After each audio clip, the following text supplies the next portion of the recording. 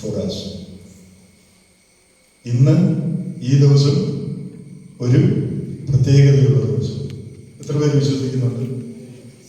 Fathers day ആയതുകൊണ്ടല്ല, ദൈവത്തിന്റെ വചനം പറയും ഇത് യഹോവ ഉണ്ടാക്കിയ ദിവസം. അതുകൊണ്ട് സന്തോഷിച്ച്, എന്താണ് വലിയൊരു മൗനം പോലെ ഒരു സ്തോത്രം പറഞ്ഞേ. അപ്പോ ഇതൊരു special day. Today is A special day because God created this day for us. ദൈവം നമുക്ക് വേണ്ടി സൃഷ്ടിച്ചതാണ് ഈ ദിവസം. മരിച്ചു മൺമറഞ്ഞവർക്കൊന്നും ഇത് പറയാൻ പറ്റത്തില്ല. This is the day that the Lord has made for me. ജീവനോടിരിക്കുന്നവർക്ക് മാത്രമേ ഇത് പറയാൻ കഴിയത്തുള്ളൂ. ഇത് ഒരു സ്പെഷ്യൽ ഡേ ആണ്. ദൈവത്തിന് സ്തോത്രം. അതുകൊണ്ട് നന്ദിയോട് നമുക്ക് ദൈവത്തിന് സ്തോത്രം പാടാം. ഇതൊരു സ്പെഷ്യൽ ഡേ ആക്കി തന്നതുകൊണ്ട് ദൈവത്തിന് സ്തോത്രം. ഗാഡ്ലി മദർ എന്നാണ് ഞാൻ ഇംഗ്ലീഷിൽ അതിന്റെ ടൈറ്റിൽ കൊടുത്തത്. ദൈവത്വം ഉള്ളതായ ഒരു മാതൃത്വം.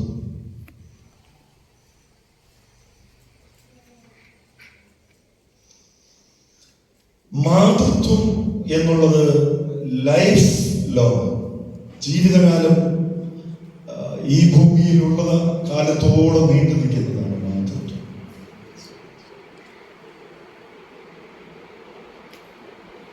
എല്ലാ അമ്മമാരെയും ഈ സന്ദർഭത്തിൽ ഞാൻ ദൈവനാമത്തിൽ റെസ്പെക്ട് ചെയ്യുന്നു, ബഹുമാനിക്കുന്നു.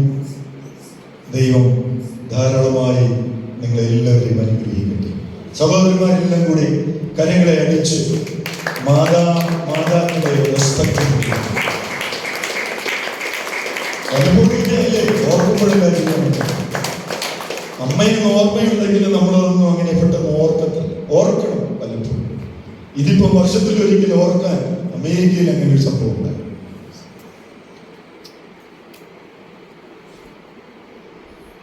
അമേരിക്കയിൽ മാതാക്കളെ ഇങ്ങനെയുള്ള ദിവസങ്ങളിൽ ഓർക്കുന്നത് അങ്ങ് ദൂരെ കിടക്കുന്നതായ പിള്ളേരാണെങ്കിൽ, പിള്ളേരെ കടന്നു വരാൻ, വീട്ടിൽ വരാൻ സാധ്യതയുള്ള പിള്ളേരാണെങ്കിൽ ഒരു ഫ്ലവർ ഒക്കെ മേടിച്ചോണ്ട് വരും. റോസയുടെ ഒരു തണ്ട് അമ്മയ്ക്ക് കൊടുക്കാനായിട്ട്, അമ്മയ്ക്ക് ആ റെസ്പെക്റ്റ് പറയാനായിട്ട്. അതല്ല, കടന്നു വരാൻ കഴിയാത്തവരാണെങ്കിൽ ഫോണിൽ കൂടെ വിളിച്ചോ, അല്ലെങ്കിൽ ഈ ഡെലിവറി ചെയ്യുന്നതായ ആളുകളുണ്ട്, പറഞ്ഞാൽ മതി, പൂക്കളൊക്കെ കൊണ്ടുവന്ന് വീട്ടിൽ കൊണ്ടുവന്ന് ഡെലിവറി. അപ്പൊ അമ്മയ്ക്ക് ഭയങ്കര സന്തോഷമാണ്, മകൻ ഈ പൂ കൊടുത്തു വിട്ടല്ലോ എന്ന് ഉള്ളതായ ആ ഒരു പ്രത്യേക കാര്യം ഓർക്കുമ്പോൾ മാതാക്കൾക്ക് വളരെ സന്തോഷം. എൻ്റെ കുഞ്ഞുങ്ങൾ ഓർത്തല്ലോ എന്ന് പറയും. അങ്ങനെ ഓർക്കണം. ഭർത്താക്കന്മാരും കുഞ്ഞുങ്ങളും അമ്മമാരെ ഓർക്കണം. കാരണം മാതൃത്വം എന്നുള്ളത് വളരെ ഉത്തരവാദിത്വപ്പെട്ടതായ ഒരു ജോലി. ദൈവത്തിന്റെ സ്തോത്രം. It's A responsible duty. Motherhood എന്ന് പറയുന്നത് ദൈവത്തിന്റെ സ്തോത്രം. അപ്പോ ആ ഉത്തരവാദിത്വം നിറഞ്ഞതായ ആ മാതൃത്വം നയിക്കുന്നത്, അത് ആരംഭം മുതൽ അവസാനം വരെ അത് ഏറ്റവും വിലപ്പെട്ടതായ കാര്യമാണ്. ദൈവത്തിന്റെ സ്തോത്രം. അതോർത്ത് ഞാൻ ദൈവത്തിന്റെ സ്തോത്രം ചെയ്തു. ഈ മാതൃത്വം എന്ന് പറയുമ്പോൾ എൻ്റെ മനസ്സിൽ ഓടി വരുന്നത് എൻ്റെ അമ്മയെ കുറിച്ച്. My mother. എൻ്റെ അമ്മ ഞാൻ കണ്ടു തുടങ്ങിയിടത്തോളം എൻ്റെ അമ്മ പ്രാർത്ഥിക്കുന്ന ഒരു മാതാവായി, വളരെ ആത്മാർത്ഥമായി, പ്രത്യേകിച്ചും തൻ്റെ മക്കൾക്ക് വേണ്ടി വളരെ ശക്തമായിട്ട് പ്രാർത്ഥിക്കുന്ന ഒരമ്മയായി. ഞാൻ പ്രാർത്ഥിക്കാൻ ഒരു പരിധി വരെ പഠിച്ചത് എൻ്റെ അമ്മ പ്രാർത്ഥിക്കുന്നത് കണ്ടാണ്. എൻ്റെ അമ്മ പ്രാർത്ഥിക്കുന്നത് ചിലപ്പോൾ കണ്ണുനീരോടെ പ്രാർത്ഥിക്കും, ചിലപ്പോൾ ഒട്ടുമേലിരുന്ന് പ്രാർത്ഥിക്കും. Price the Lord. അപ്പോൾ ഇത് അന്നത്തെ നിലവാരത്തിൽ കൊച്ചു വീടായിരുന്നത് കൊണ്ട് കയറി ഇറങ്ങുമ്പോഴും പോകുമ്പോഴും എല്ലാം നമുക്കിത് ശ്രദ്ധിക്കാനായിട്ട് സാധിക്കും. അത് കണ്ടാണ് എന്റെ ജീവിതത്തിൽ വളർന്നു വരുവാനായിട്ട് ദൈവം ഇടയാക്കിയത്. അങ്ങനെ ഒരു പ്രാർത്ഥനാ ജീവിതത്തിന് ഉടമയായി തീരുവാൻ സ്വർഗത്തിലെ ദൈവം എന്റെ അമ്മയിൽ കൂടി എനിക്ക് സഹായിച്ചു. അതോർത്ത് ഞാൻ ദൈവത്തിന് സ്തോത്രം ചെയ്തു. ദൈവത്തിന് സ്തോത്രം. ഇന്ന് പകൽക്കാലം ഞാൻ ഈ വിഷയം പറയുമ്പോൾ തന്നെ നിങ്ങൾ എല്ലാവരും ഓർക്കണം, നിങ്ങൾക്കൊക്കെ ഉള്ളതായ മാതാക്കളെ ഓർക്കണം. സ്തോത്രം.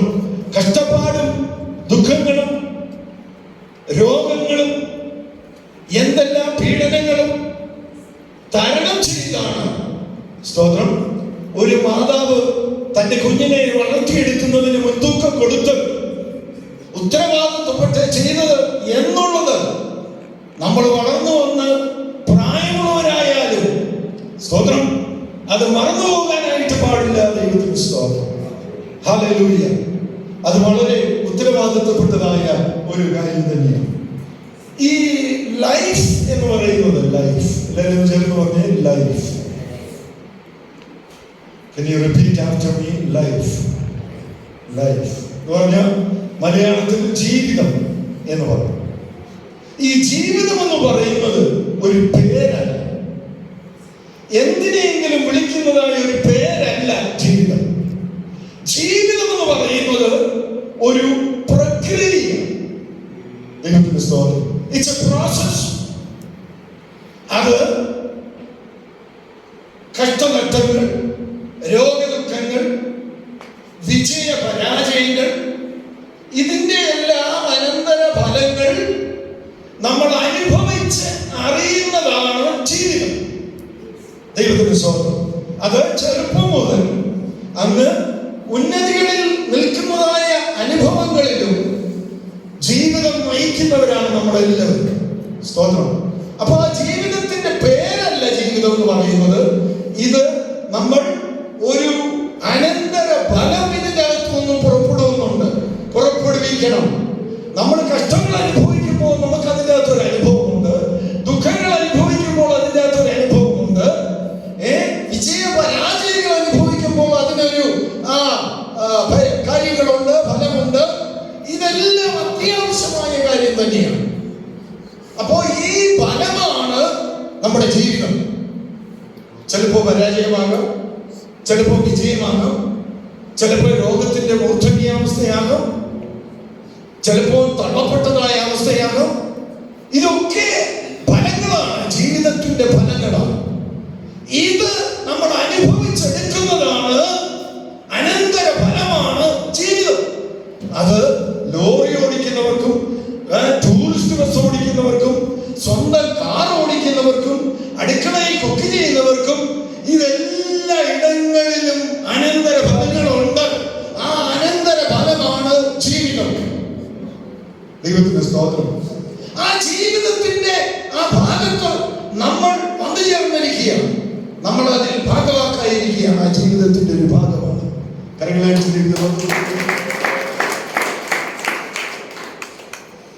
അപ്പോ സ്നേഹിക്കുന്ന, കരുതുന്ന ഒരമ്മയായിരുന്നു എനിക്കുണ്ടായിരുന്നു. നിങ്ങൾക്കും അങ്ങനെയുള്ള ഒരു മാതാവ് ഉണ്ടായിരുന്നു, ഉണ്ട് എന്ന് തന്നെ ഞാൻ വിശ്വസിക്കട്ടെ. നമുക്ക് കരങ്ങളിൽ ഉയർത്തി ഒന്നുകൂടെ ദൈവത്തിന് മഹത്വം കൊടുക്കാം. ദൈവത്തിന് സ്തോത്രം. ഒരു എഴുത്തുകാരൻ പറഞ്ഞിരിക്കുന്നത്, ഈ അമ്മ എന്ന് പറയുന്നതായ യാഥാർത്ഥ്യം ഇതൊരു പശ പോലെയാണ്. It's like A glue. ഒരു പശ പോലെയാണെന്നാ പറയുന്നത്. എന്ന് പറഞ്ഞാൽ ഇടത്തു കിടക്കുന്നതും വലത്തു കിടക്കുന്നതും പുറകെ കിടക്കുന്നതും മുമ്പിൽ കിടക്കുന്നതുമായ കാര്യങ്ങളെയൊക്കെ കൂട്ടിച്ചേർത്ത് ഒട്ടിച്ചു വെക്കുന്നത്. പശ എന്ന് പറഞ്ഞപ്പോൾ മനസ്സിലായോ? നമ്മള് ഈ ഇല്ലന്റ് ലെറ്ററുകളൊക്കെ പശ വെച്ച് ഒട്ടിക്കും, മറ്റു പല കാര്യങ്ങളൊക്കെ നമ്മൾ ഒട്ടിക്കത്തില്ല എന്ന് പറഞ്ഞതുപോലെയുള്ള ഒരു ഗ്ലൂ ആണ് അമ്മയുടെ ജോലി. സ്തോത്രം. ഞങ്ങൾ 6 മക്കളുണ്ടായിരുന്നു ഞങ്ങളുടെ വീട്ടിൽ, ഇപ്പോഴും ഉണ്ട്. ദൈവത്തിന്റെ സ്തോത്രം. ഈ 6 മക്കളും 6 വിധത്തിലുള്ളവരാണ്. അപ്പോ അപ്പച്ചൻ ചിലപ്പോ ദേഷ്യപ്പെട്ട് മൂത്ത ആളിനോട് എന്തെങ്കിലും പറയുമ്പോ അമ്മച്ചി എന്ന് അപ്പച്ചനോട് പറയും, ഓ നിങ്ങൾ ദേഷ്യപ്പെടാതെ കൊച്ചിനോട് എന്ന് പറഞ്ഞ് അവിടെ ഒരു ശമനം വരുത്തിയിട്ട് കൊച്ചു പയ്യനോട് എന്ന് പറയും, മൂത്ത പയ്യനോട് എന്ന് അമ്മ പറയും. അപ്പൊ കേൾക്കാതെ എന്ന് പറയും, എടാ അപ്പം പറയുന്നത് നീ അനുസരിക്കുകയും കേൾക്കുകയും ചെയ്യണം. അപ്പോ ഇത് ഒട്ടിക്കുന്ന ഒരു ജോലിയാണ് അമ്മ എന്ന് പറയുന്നത്. ദൈവത്തിന് സ്തോത്രം. It's like A glue. ഒരു പശ പോലെ നിൽക്കുക.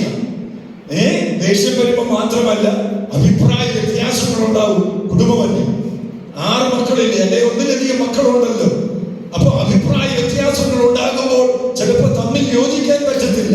ചിലപ്പോൾ മൂത്ത ആട് ഒത്തിരി പ്രായമുള്ളതായ മക്കളായിരിക്കും, അല്ലെങ്കിൽ പ്രായം കുറഞ്ഞ പിള്ളേർ കാണും. ഇതിനെ എല്ലാം കൂടി ഒട്ടിച്ച് പശയാക്കി കൊണ്ടുപോകുന്ന ഒരു ജോലി ഏറ്റവും വിലപ്പെട്ട ജോലി തന്നെയാണ്. ദൈവത്തിന് സ്തോത്രം. ഞാനിത് വലിയ കാതലായിരിക്കുന്ന കുറെ കാര്യങ്ങൾ സംസാരിക്കുകയാണ്. സൗകര്യപ്രദമായിട്ട് ഇരുന്ന് ഉറങ്ങരുത്. കൺവീനിയന്റ് ആയിട്ട് ഇരുന്ന് ഉറങ്ങരുത്. മീറ്റിംഗിൽ ഞങ്ങൾ പറഞ്ഞൊരു വാക്ക്, കൺവീനിയന്റ് ആയിട്ട്, സൗകര്യപ്രദമായിട്ട്. ഉഴപ്പുകളെന്ന് പറയാൻ നമ്മൾ ഭയങ്കര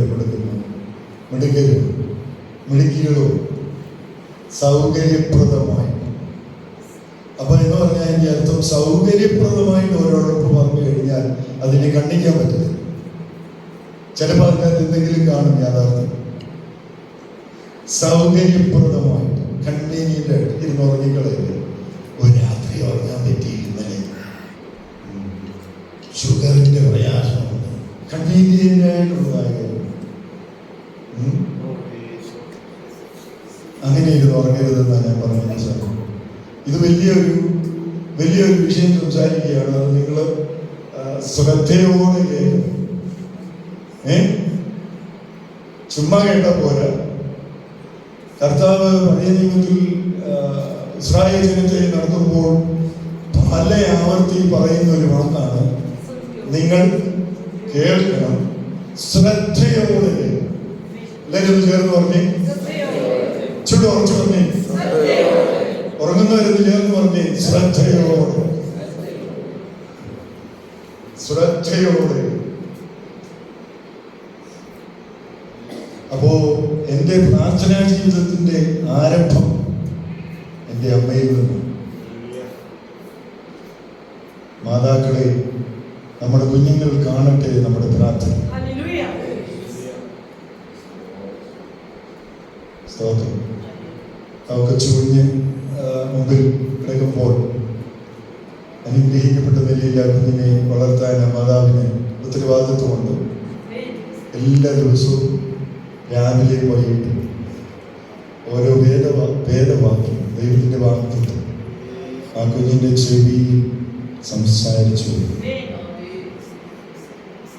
ദൈവത്തിൻ്റെ വാക്തത്വം കണ്ടുപിടിച്ചിട്ട് ആ കുഞ്ഞിൻ്റെ ചെവിയിൽ അത് കേൾക്കുമോ കേൾക്കാതിരിക്കുമോ എന്നുള്ളതല്ല, ദൈവത്തിൻ്റെ പരിശുദ്ധാത്മാവ്, വചനത്തിൻ്റെ ശക്തി ആ കുഞ്ഞ് വളർന്നു വരുമ്പോൾ അത് ശക്തമായി അതൊരു പാഠമാക്കി നമ്മൾ ഏറ്റെടുക്കും. ചെവിയിൽ പറഞ്ഞു കൊടുക്കണം ദൈവത്തിൻ്റെ വാക്തത്വം, കുഞ്ഞേ എന്ന് വിളിച്ചിട്ട്. ഹല്ലേലൂയ. അത് വലിയ ക്രിയ ചെയ്ത് അത്ഭുതം ചെയ്യുവാൻ ദൈവം കഴിയുക. ഒന്ന് രണ്ട് കാര്യം ഞാൻ ചുരുക്കിയിട്ട് കട്ട് ചെയ്തിട്ട് പറയുകയാണ്. I like to introduce a mother from the Bible. വേദപുസ്തകത്തിലെ ഒരു അമ്മയെ പരിചയപ്പെടുത്തുവാനായിട്ട് ഞാൻ ആഗ്രഹിക്കുന്നു. എന്നിട്ട് 12 കാര്യങ്ങൾ, 12 7 കൂട്ടം കാര്യങ്ങൾ പറഞ്ഞിട്ട് ഞാൻ അവസാനിപ്പിക്കുവാനായിട്ട് ആഗ്രഹിക്കുന്നു. 7 കൂട്ടം എന്ന് പറയുമ്പോൾ മിനിമം 1.5 hours. അത് ഞാനൊരു 40 minutes കൊണ്ട് തീർക്കാൻ പരിശ്രമിക്കും. ദൈവം സഹായിക്കട്ടെ. അതിന് ആധാരമായിട്ട് പുറപ്പാട് പുസ്തകം 2-ാം അധ്യായം 1 മുതൽ 10 വരെ.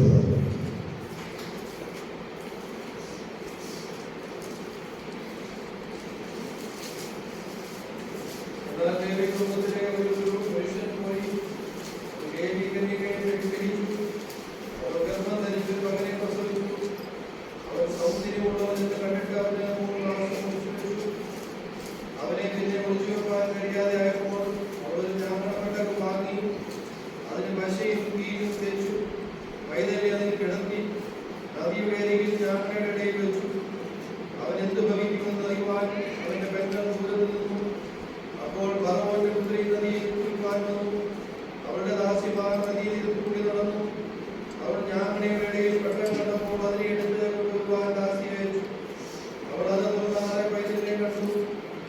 കുട്ടി ഇതാ കരയുന്നു. അവൾക്ക് അതിനോട് അരിവ് തോന്നി. എബ്രായരുടെ പൈതങ്ങളിൽ ഒന്ന് എന്ന് പറഞ്ഞു. അവന്റെ പെങ്ങൾ ഫറവോന്റെ പുത്രിയോട്, ഈ പൈതലിന് കൊടുക്കേണ്ടതിന് ഒരു എബ്രായ സ്ത്രീയെ ചെന്ന് വിളിച്ചുകൊണ്ട് വരേണമോ എന്ന് ചോദിച്ചു. ഫറവോന്റെ പുത്രി അവനോട്, ചെന്ന് കൊണ്ടുവരിക എന്ന് പറഞ്ഞു. കന്യക ചെന്ന് പൈതലിന്റെ അമ്മയെ വിളിച്ചു കൊണ്ടുവന്നു. ഫറവോന്റെ പുത്രി അവനോട്, നീ ഈ പൈതലിനെ കൊണ്ടുപോയി വളർത്തേണം, ഞാൻ നിനക്ക് ശമ്പളം തരാമെന്ന് പറഞ്ഞു. ഈ പൈതലിനെ എടുത്തുകൊണ്ടുപോയി കൊടുത്ത് വളർത്തി. പൈതൽ വളർന്ന ശേഷം അവൾ അവനെ ഫറവോന്റെ പുത്രിയുടെ അടുക്കൽ കൊണ്ടുപോയി. അവൻ അവൾക്ക് മകനായി. ഞാൻ അവനെ വെള്ളത്തിൽ നിന്ന് വലിച്ചെടുത്തു എന്ന് പറഞ്ഞ് അവൾ അവന് മോശെ എന്ന് പേരിട്ടു. ഞാൻ വാക്യം വായിക്കാൻ പറഞ്ഞപ്പോൾ നിങ്ങളുടെ ആരുടെയും കൈ കിട്ടിയില്ലേ? പുറപ്പാട് ദിവസം 2:1-10 വരെ. ഞാൻ ഈ സദസ്സിൽ നിന്നാണ് ആ വാക്യം വായിക്കുവാനായിട്ട് കേൾക്കാനായിട്ട് പ്രതീക്ഷിച്ചത്. ദൈവത്തിന് സ്തോത്രം. അപ്പൊ അത് നിങ്ങൾ വായിക്കാഞ്ഞതുകൊണ്ട് ഞാൻ നിങ്ങളോട് ഒരു ചോദ്യം ചോദിക്കും. 10 വർഷമായിട്ട് രക്ഷിക്കപ്പെട്ടവർ എത്ര പേരുണ്ട്? 10 വർഷം അല്ലെങ്കിൽ അതിന് മുകളിലോട്ട് കരങ്ങൾ ഉയർത്തുകയും യേശുവിനെ രക്ഷിതാവായി സ്വീകരിച്ച് 10 വർഷം അതിന് മുകളിലോട്ടുണ്ട്. വിളിക്കുന്ന എല്ലാവരും 10 വർഷത്തിൽ കൂടുതലുണ്ട്. അത് കൊറോണയിലുണ്ട്. അപ്പൊ ഒരു ചോദ്യം വരുന്നു. ഒരു ലാസ്റ്റ് ക്വസ്റ്റ്യൻ. മോശയുടെ അമ്മയുടെ പേര് ഏനിയെന്ന് പറയണ്ട, വേറെ ആരെങ്കിലും ഉണ്ട്?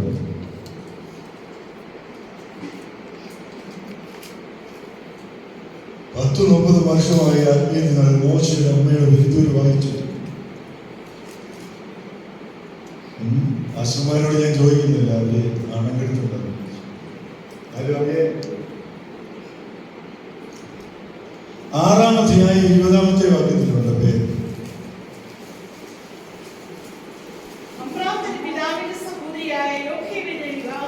യോഖേബെദ്.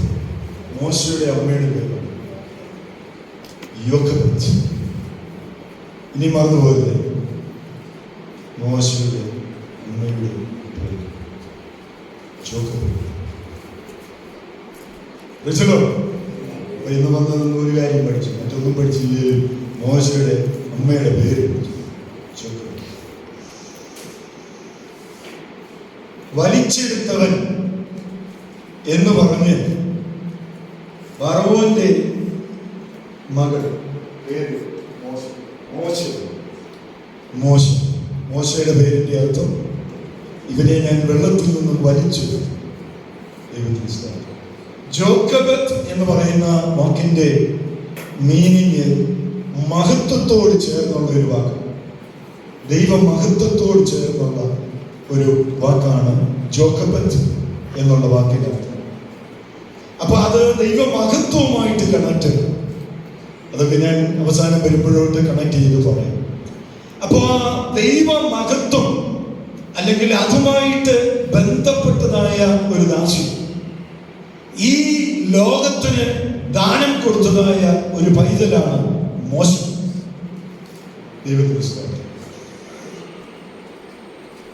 ഒന്നാമത്തെ ജോക്കബിൽ ഉണ്ടായിരുന്ന ഒന്നാമത്തെ ഒരു ഗുണം, ക്വാളിറ്റി സംസാരിച്ചാൽ ഒന്നാമത്തെ ഒരു ഗുണം, ഈ ദാസി ദൈവകൃപ അനുഭവിക്കുന്ന അല്ലെങ്കിൽ ഉള്ള ഒരു ദാസി. ദൈവകൃപ, ദൈവത്തിന്റെ സ്തോത്രം. ദൈവകൃപ മാത്രമല്ല, നല്ല ധൈര്യമുള്ളതായ ഒരു അമ്മയായിരുന്നു. എന്താണ് ഒന്നാമത്തെ ക്വാളിറ്റിയിൽ ജോക്കബിന് പറയുവാനായിട്ടുള്ളതായ ക്വാളിറ്റി? അവൾ ദൈവകൃപയുള്ള ഒരമ്മയായിരുന്നു. അതുമാത്രമല്ല, നല്ല ധൈര്യമുള്ളതായ ഒരു ദാസി. എന്താ ദൈവകൃപ? ദൈവകൃപ എന്ന് പറഞ്ഞാൽ ആ മഹത്വത്തിന് അവകാശിയായതായ ഒരു അനുഭവം.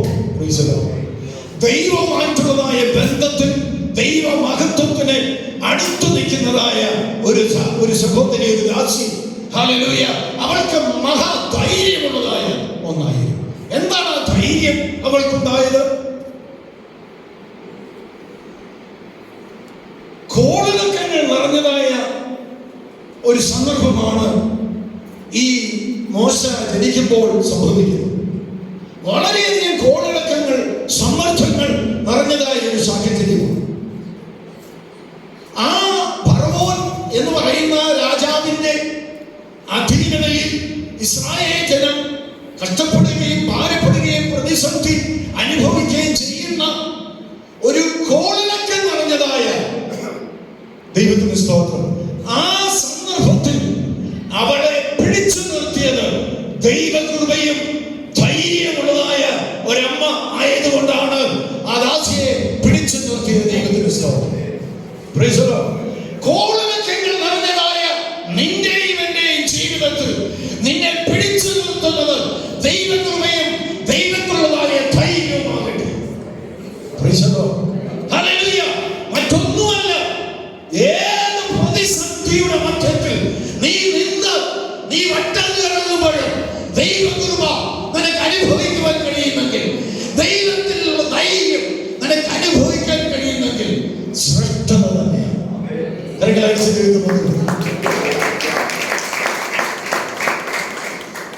ഹല്ലേലൂയ. ആ കോളിളക്കങ്ങൾ നടന്നതായ സന്ദർഭത്തിലാണ് ഈ മോശയെ ഡെലിവറി ചെയ്യുന്നത്. സ്തോത്രം. അവളിൽ പരമേൽപ്പിച്ചതായ ദൗത്യം ലോകത്തിന് പ്രസന്റ് ചെയ്യുവാൻ, ദൈവത്തിന്റെ സ്തോത്രം, ദൈവത്തിന്റെ നാമത്തിന്റെ മഹത്വം ലോകത്തിന് വെളിപ്പെടുത്തുന്നതായ വലിയൊരു പ്രക്രിയ അവൾ ഈ ലോകത്തിന് പ്രതിനിധാനം ചെയ്യുമ്പോൾ അവളെ ധൈര്യപ്പെടുത്തി ദൈവകൃപ അവൾക്കുണ്ടായി. സ്തോത്രം.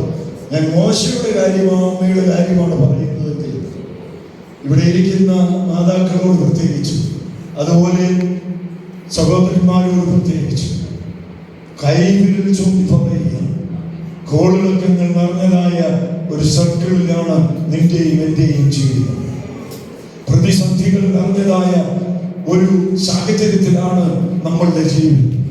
നമ്മളെ ഉറപ്പിച്ചു നിർത്തുന്നത് ദൈവകൃപ അനുഭവിക്കുവാൻ കഴിയുന്നുണ്ടോ, ദൈവത്തിലുള്ളതായ ധൈര്യം അനുഭവിക്കാൻ കഴിയുന്നുണ്ടോ, അതോർത്ത് ഞാൻ ദൈവത്തിന് സ്തോത്രം ചെയ്യാം. അതുകൊണ്ട് ദൈവത്തെ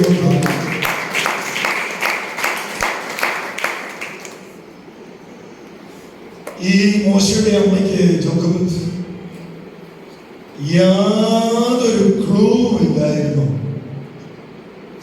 മോശയുടെ ഭാവിയെ കുറിച്ച്. അവർ കേട്ടോ, മോശ എന്താകുമെന്നും ആരാകുമെന്നും ഈ മോശയുടെ അമ്മയ്ക്ക് ജോക്കബത്തിന് യാതൊരു ഐഡിയ ഇല്ല, യാതൊരു ക്ലൂ ഇല്ല. എന്തുവാ ക്ലൂ?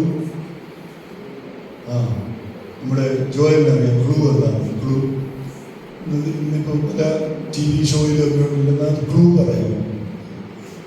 ക്ലൂ പറയാം. ഒരു ക്ലൂ ഇല്ലാതെ മോശയുടെ അമ്മയ്ക്ക് മോശ ഒരു ലീഡറാണ്, അല്ലെ ദൈവത്തിന്റെ ഒരു പ്രതിപുരുഷനായി വരുമെന്ന് ഒരു ക്ലൂവില്ല. ദൈവത്തിന്റെ സ്തോത്രം. നീയും അതേപോലെ തന്നെ ചിന്തിക്കുക, ഉരുവിടുക. നിന്റെ മക്കളെ കുറിച്ച് യാതൊരു ക്ലൂവുമില്ല. അവരെന്താകും, അവരാരാകും, നീ ഏതിനെയാണ് വളർത്തുന്നത് എന്നൊരു ക്ലൂവുമില്ല. എന്നാൽ അവൾ ദൈവകൃപയും ധൈര്യവും പൂണ്ട്, ഹല്ലേലൂയ, അവൾക്ക് ലഭിക്കപ്പെട്ടതായ ആ ദൗത്യം അവൾ റിലീസ് ചെയ്യും. കൈകളടിച്ച് ദൈവത്തെ ബോധപ്പെടുത്തിക്കാട്ടെ. ഹല്ലേലൂയ. Price Jesus. നമ്മുടെ യോഗം സാധാരണ ഹല്ലേലൂയ.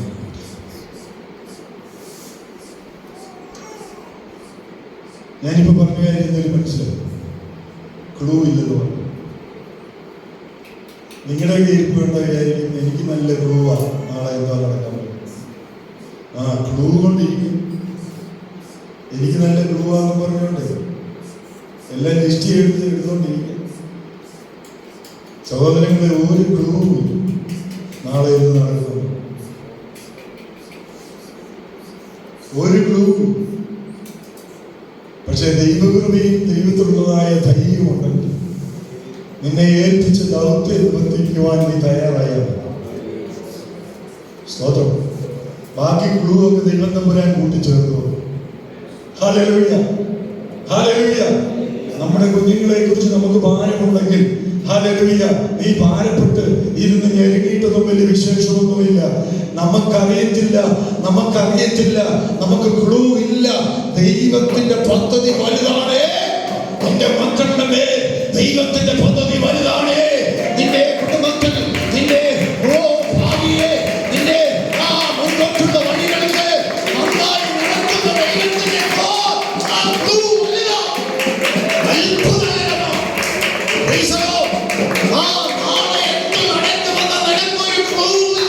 പക്ഷേ എന്റെ ദൈവത്തിന്റെ പദ്ധതി അത് രാജസ്ഥാനിൽ പോയാൽ സ്വതന്ത്രം, അത് ബാംഗ്ലൂരിൽ പോയാൽ, wherever you go, you have no clue. Don't think that I have all set and go. No. You have no clue. ചിലരുടെ ധാരണ കണ്ടാൽ എല്ലാം സെറ്റ് ചെയ്തെല്ലാം റെഡിയാ, നാളത്തേക്ക് റെഡിയാ, അടുത്ത ആഴ്ചത്തേക്ക് റെഡിയാ, അടുത്ത വർഷത്തേക്ക് റെഡിയാ. തെറ്റിപ്പോയി സഹോദര, നിനക്ക് ഒരു ക്ലൂ ഇല്ല അടുത്ത നിമിഷത്തെ കുറിച്ച്. എന്നാൽ നിനക്ക് ദൈവകൃപയും ദൈവത്തിലുള്ളതായ ധൈര്യവും അനുഭവിക്കുവാൻ കഴിയുമെങ്കിൽ ദൈവം ദൈവത്തിന്റെ അടുത്ത സ്റ്റെപ്പ് എല്ലാവരും പറഞ്ഞേ, അടുത്ത പണി. കുറച്ച് പറഞ്ഞേ, അടുത്ത പണി. നിന്റെ അടുത്ത പണി എന്റെ ദൈവം സക്സസ്ഫുള്ളാക്കി. സ്തോത്രം. ഞാനിവിടെ നിർത്തുക. ബാക്കി ദൈവം അനുവദിച്ചാൽ